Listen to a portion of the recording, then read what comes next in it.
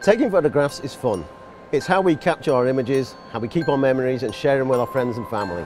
Making them stand out is the goal of every photographer.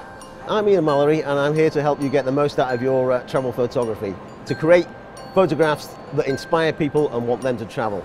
The first thing you need to do is select the photograph that's going to give a wow factor. You want people to be looking at that and stop dead. Whether you want to frame the picture and put it on the wall or whether you're going to post it on Facebook, you want people to be wowed by it. And that makes sense because that's the reason you took the photograph in the first place. Canada is one of my favourite destinations and I've been there several times over the last few years, including travelling 6 weeks coast to coast from Nova Scotia to British Columbia this year. I've obviously got lots of images to share and the challenge is picking the best ones. How do you pick one Rocky Mountain picture over another beautiful Rocky Mountain picture? Which one tells the story best? For me, it starts here. As soon as I've taken the image, I've got a feeling of whether that was a good image or not. And I know whether it's going to relate to the story I'm trying to tell. I'm looking for stories within the picture itself, which will then tell the whole story of the post.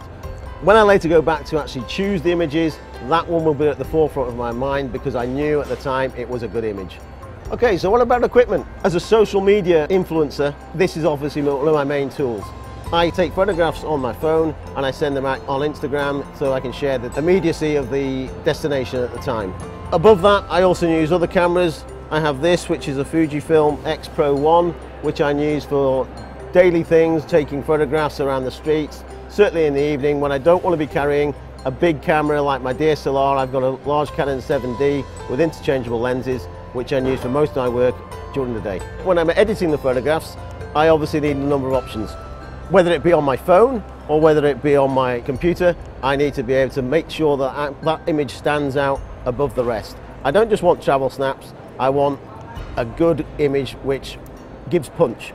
Even on my phone, I have 2 or 3 separate pieces of software. One might be Pixel Express, one might be Snapseed, and use them to edit images. I might combine them both and use both of them to edit. When I'm on my computer, I'll be using Lightroom basically because that gives me a nice workflow, and then if necessary, I'll then touch them up on Photoshop. Happy shooting. Come and say hello to me, Mallory on Travel, on Twitter or Instagram.